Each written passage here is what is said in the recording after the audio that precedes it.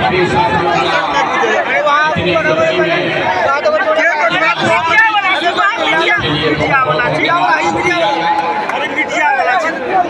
पिछले 3 वर्ष से हमने बिहार में लोगों को एक नया विकल्प बनाने के लिए प्रेरित किया है, सिखाया है, हाथ पकड़कर एक नया विकल्प बनाया है जिसका नाम है जन सुराज। ये विकल्प क्यों बनाया गया है? क्योंकि 30 वर्ष से लालू जी के डर से मोदी और नीतीश को और भाजपा के डर से लालू जी को वोट देना आपकी मजबूरी रही है। लोगों ने कहा कि भैया ये राजनीतिक बंधुआ मजदूरी खत्म होना चाहिए, इसलिए बिहार में 2.5 बरस पैदल चल के 1 करोड़ लोगों को इकट्ठा किया और जो दल बना, जो विकल्प बना, उसका नाम है जन सुराज। ये किसी एक व्यक्ति का दल नहीं है, ये किसी जाति का दल नहीं है, ये हिंदुओं का दल नहीं है, ये मुसलमानों का दल नहीं है, ये बिहार के उन सारे लोगों का दल है जो बिहार में व्यवस्था का परिवर्तन चाहते हैं, बदलाव चाहते हैं। दूसरे दल में और हम लोग में क्या फर्क है मेरे भाई? यहाँ जितने मुसलमान साथी बैठे हैं, आपको लोग बताते हैं कि भाजपा से डरिए और हमको वोट दीजिए, हम आएंगे तो भाजपा को हराएंगे, भाजपा से आपका रक्षा करेंगे। जन सुराज में और दूसरे दल में बुनियादी फर्क ये है कि जन सुराज में हम लोग कहते हैं कि भाजपा से नहीं डरना है, अल्लाह से डरिए।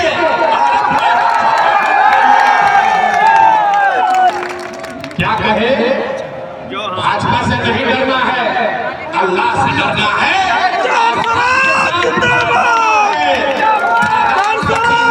नहीं करना है। आज का जो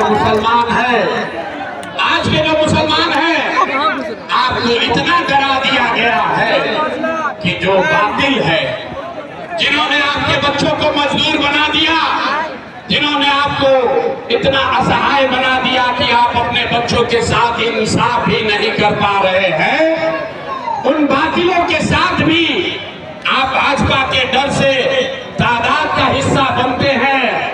मैं मुसलमानों को कहता हूं कि मैं इस्लाम को मानने वाले मेरे भाई, अगर तादाद की चिंता की होती तो इस्लाम तो शुरू ही नहीं होता। जिस दिन इस्लाम शुरू हुआ, इस्लाम को शुरू करने वाले तो 2 ही लोग थे, तादाद तो उनके खिलाफ थी। उसी तरह जन सुराज को कुछ लोगों ने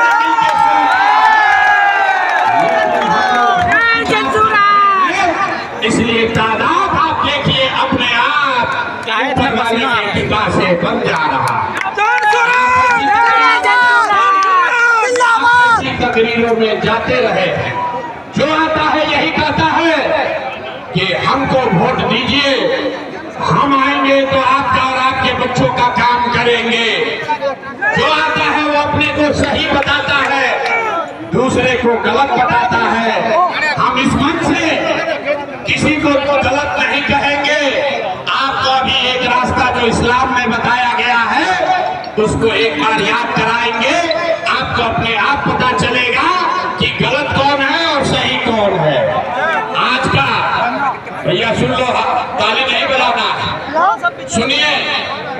आज के जो हुक्मरान हैं, और चाहे मुखिया है, विधायक है, राज्य की सरकार है, दिल्ली में बैठे हुए मोदी हैं, आज के हुक्मरान जालिम हैं। उन्हें आपके और आपके बच्चों की चिंता नहीं है, आपके पढ़ाई रोजगार की चिंता नहीं है, आपके गली मोहल्लों की चिंता नहीं है। अगर आज का हुक्मरान जालिम है तो इस्लाम में पैगंबर साहब ने क्या बताया कि जिस कौम को अपने रहनुमाओं की समझ नहीं होगी उसके ऊपर जालिम हुक्मरानों को मुसल्लत कर दिया जाएगा।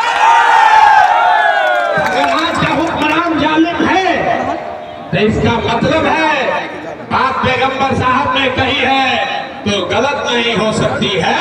इसका मतलब है कि कहीं ना कहीं आपसे अपने रहनुमाओं को चुनने में गलती हुई है, तभी आज आपके ऊपर जालिम हुक्मरानों का शासन मुसल्लत किया गया है। भाई कि जिसको आपने वोट दिया, जिस लालटेन में आप किरासन तेल बनकर जल रहे हैं, जल आप रहे हैं, जल आपके बच्चों का भविष्य रहा है और रोशनी लालटेन वालों के घर पर हो रही है, आपके घर के बच्चों के भाग्य में उजाला नहीं आ रहा। इसलिए ये विकल्प बनाया गया है, इसलिए ये विकल्प बनाया गया है क्योंकि भाजपा से अगर लड़ना है तो भाजपा से अगर लड़ना है, भाजपा की ताकत को समझिए।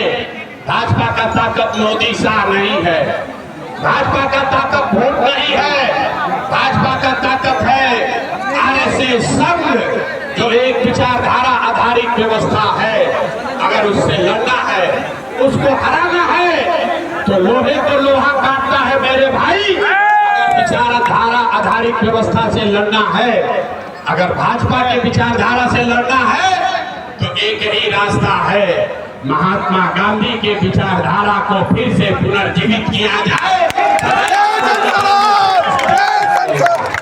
इसीलिए ये गांधी के विचारधारा से प्रेरित होकर 2.5 बरस पैदल चल के ये जन सुराज की व्यवस्था बनाई गई है, जो ना हिंदुओं का है, ना मुसलमानों का, ना अगड़ों का है, ना पिछड़ों का।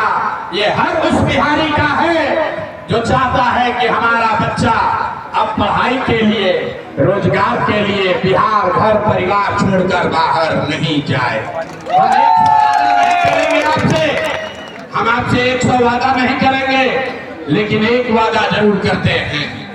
अगर आपने इस चुनाव में 11 तारीख को स्कूल के बस्ता छाप पर बटन दबा के सरफराज जी को जिताया, बिहार के बदलाव में अपना योगदान दिया, तो आप कुछ हो या ना हो, आपके लिए, आपके बच्चों के लिए अभी से लिख के रख लीजिए। आपके शौहर, आपके बच्चे, आपका भाई, आपका भतीजा 10-12 हजार रुपया के रोजी रोजगार के लिए अब जो कि हाथ अररिया बिहार छोड़कर बाहर नहीं जाएंगे।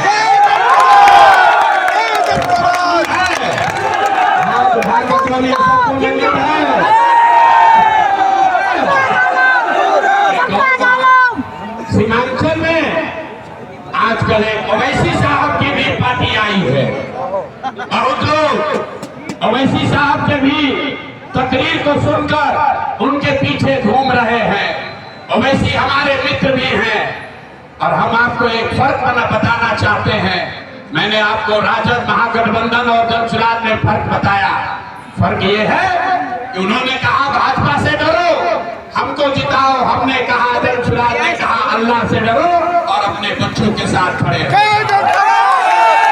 ओवैसी साहब और हम में क्या फर्क है? मीम में और जनसुराज में क्या फर्क है? ये फॉर्मूला समझ लीजिए। इस देश में 80% हिंदू रहते हैं, इस देश में 80% हिंदू रहता है और भाजपा को 40% वोट आया है। 36% मतलब आधे से ज्यादा हिंदू आज भी भाजपा को वोट नहीं देते हैं। तो ओवैसी साहब ये कह रहे हैं कि सारे मुसलमान इकट्ठा हो जाओ, अपना रहनुमा खुद से बनाओ, किसी पर भरोसा मत करो, एक साथ खड़े हो जाओ।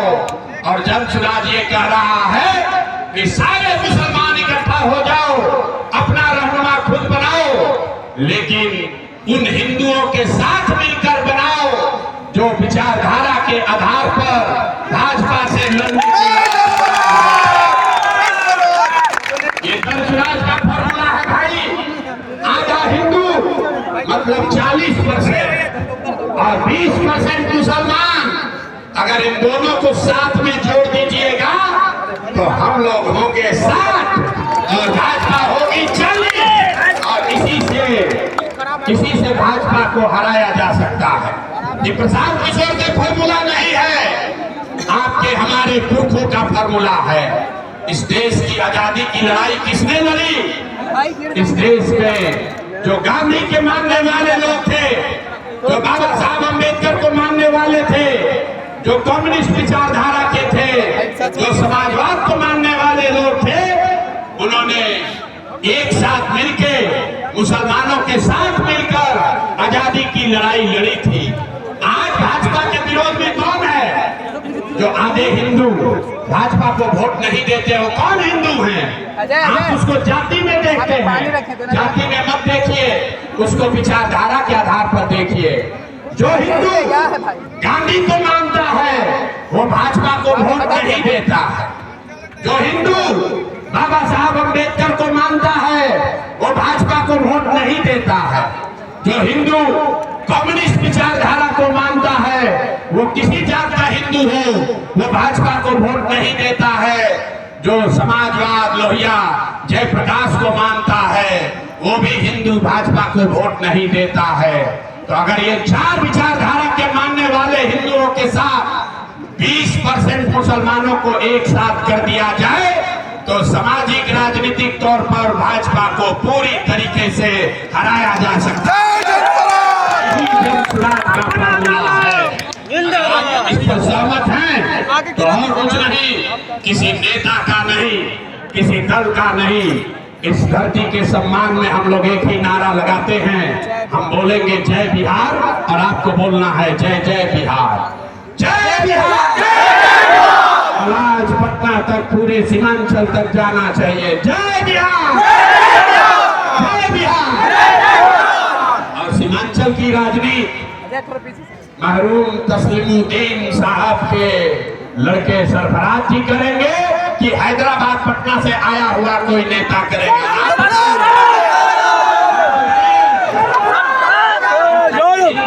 अब इनको आप अपना आशीर्वाद और दुआ दीजिए।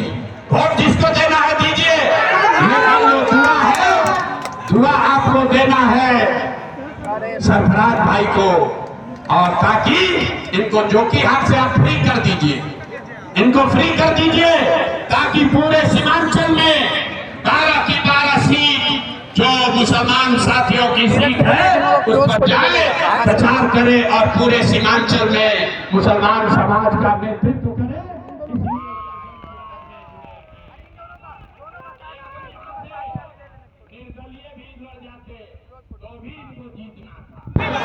तभी जीते।